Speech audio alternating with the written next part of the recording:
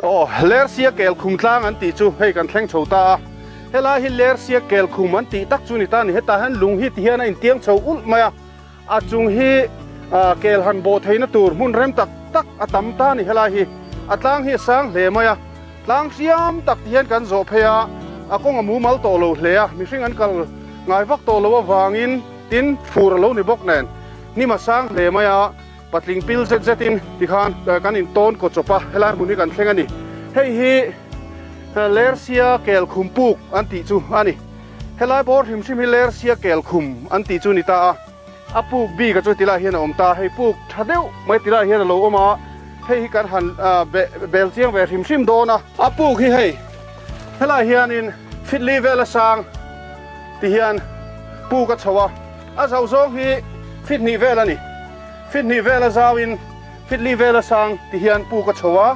fit sari fit riat vela thuk ania ti chon khi la khian a chunglama khian arel chua theita ni chunglama kel bok ho po khata hian chuk thata se hela he nuam takin an bok theidon ta ania hela mun he lersia kel khum puk an ti chu ani puk nuam tak mai hela hian kan thlenga tiang chuang ka han hoi kwal vel lok ani lersia kel khum tlang chip kan lon chuak chowa anuam hle maya atlang hi tlang siam tak mai ania chuan helam pang hi kham ani thaveka helama hian kham ani boka tin a thing ding hrim hrim hi a thing hian upahlom ani thing lian pui pui an ni ran lova amaro chuan hemi thing akak le atang tin mai hi hei nim na dang nim trâu chidang hi a trâu mul cher churmaya munom dang dai em mai ni ti chuan hela hian tlang ti hian a phei zela mual hi chuan hela hi kham choina hual deuh vek ani heng lai mun hi tun mai lersia te an om lain e akel ho tlat na mun ni in soyania chuwang chuan helai mun ni kan han tlo ani helai tang hian helama hang kan le tanga ti hian helaman kan zel phayanga helai thang deuh hleka khuan lersia kul an ti chu a oma lersia kul chu chu lu thak kan tum dona chumi thang lama chuan lersia kho mun lui an ti te po a oma tin lungsum an ti te po ala om le ta zela chung te chu kan kalna mabak an la ni dona a mu no mina nga inom hle dona ni henglai mun kan thleng thei wan nei kan intia furlai ni mi tam takin kan kal tur hian hupur he maya wangwat le nim nge ni na pik bon lu tuk turanga ngai khan ya maro chu hei kan han ti sama voin khuwa tha kan lom le ni ti chon helai mun atang hian lersia kul omna chu kan pan le dona atla to lo ani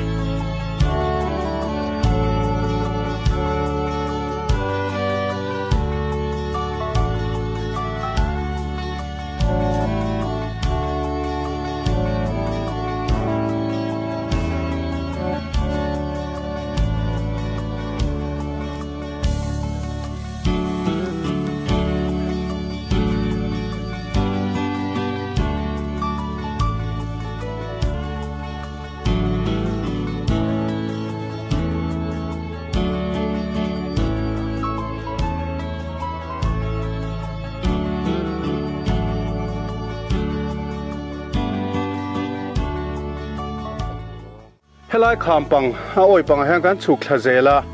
heng lai hi ram hango tha em maya lai kung atam em mai ni ha bo ruak ponuam hle mai dai rui maya anoi hi nim lian lutuk lo ti hian a oma kalharsa ani lova ti chuan hei thing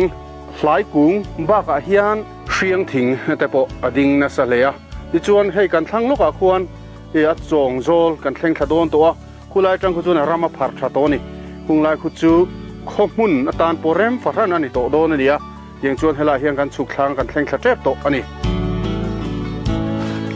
lersia kul anti chu kan thleng thata a hela hi lersia kul anti phei chu ni ta ni hela hian lungbang ti hian a phei zui maya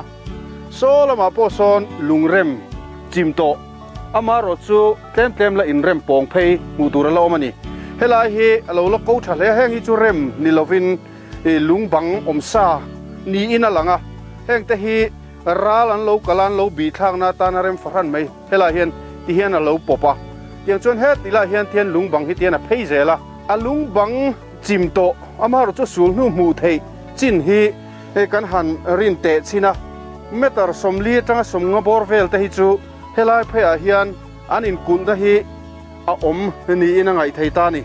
helai hi chongzol hi zaw em ma chongzol zaw pui mai ania a chak khi tlang oi pang chho kham pang per chho kha ani maya helai vela hian ler sia hian in neita se heng hi ral lakanin hum himna tan kulbang thazet mai hela hian a om theidon ti kha hiat theita ni hei han en hian amak angreng hle maya hei helai phei chu ti hian hei kul siam chop hrim hrimang mai hen ti hian a kul pup maya chuan hela hian hei kong kharang reng ti hian oma thlang lama tang phei khu chuan a kul lan dan a hi amoi ang reng hle ang poni sela ke ni hian tuna hen chak lama tang kan thlir ri ani ti chuan hei a kul pon lampanga kan chuak pheya a hnim hle maya mu lei theilowa thila chiang tak tak lei theilowa ni so lai kan hnung lampang dewa so thing ding deuh tuk kan hua so lai pia dewa tang son apong hin tran pheita hian a phei zela heng lai te hi chu lung bang mi hring siam chop ni lo rin ngal mai thei tur kha niom tak khat hian sang takin in rem pheya amak ang reng hle mai helai hi mun chong zo thatak sian tila hian heti hian lung bang lung in cher chuan sang ang reng tak kulata na man mai thei tur ang rem chang sia hi a om phei zui mai ni nimina bo na sada wangin a lung om da na pian zia hi thanglam atang hian a chiang lei theilowa ti chuan solama song kan thir phei zel chin don ani nim viau maya du thu samin kan tilang chiang theilo poi kan ti hle ni thanglam atang hian ti hian he lai hla deuh hlek atang hi chuan in engemaw chen hi chu fia deuh chuan a hmu thei ni ti hian lungbang hi om phei deuh zui maya ti hian hei hi ler sia kul nia an soi chu nia thanglam atanga thlir ania hnim maya chu wang chuan ani na ang tak hi alang chiang lowang reng khop mai ler sia kul an ti chu hei a mar lampang top apong in tran na tangin ne kan han en chiang le a ti hian theyanga in hnim viau na a pupo ta tenan han vai eng sot tiang chuan kan theyanga in kan han ena thelai tang hian ti hian apong hin tran ani hei lung hi heng te phei hi chu hei mi hring ina an da bel ani ari noma hang hun lai han cement telom lowa tin mistri anga rem thlep thopa thil han char le han rem thlep thop ang chi kha pi pu hun lai khan alo om lem lova an lung rem te po hi rem anga hatia an da pon te kha an ni hlom thin hela hian ti hian a pong phei zui maya tun malam phei chuan heya hian a pon san dei ari noma leilung luang ral zela ti hian a lo dang lam chhoni na langa amar chu ti chungpo chuan tila hi la pong phei zui mai ni pong phei zui mai he lai po hi la pong phei ta zela heng lai te po hi hei lung ala ni vek mai ti khan hei pong phei zui mai a thui takin a pong phei ta ti chuan heng lai te po hian hei lung lian tak tak ala om re prupa ti chuan ni china akul kul bing kan han ti deuh hlek kul ang tak mai kul pup mai kha chu hei helai pia lok so anita a tira tanga helai top thleng hian an soitak ang khan metar somli tanga somnga borvel hi helaya lungpong phei ler sia kul nia an soi hi anita ani helai hi netuna puwana second le thak ang khan a kulbing chu malai kulbing ti om ye kha chu lal in hung big na mel maten an ron run thut po anu naw le chang chebong bor tan khom na ania chu mel ma poin an ji to ngai lo an ti thin ania helai le zol zau pui mai om doi me la hi ler sia in mun khalo ni ta sela helai vel hi chu hetia lung om sa nen kulbing ta nan man mai rem chang faran mai chu ania chu wangin helai hi ler sia kulbing an ti he pom om ta ka chun kan ngai ni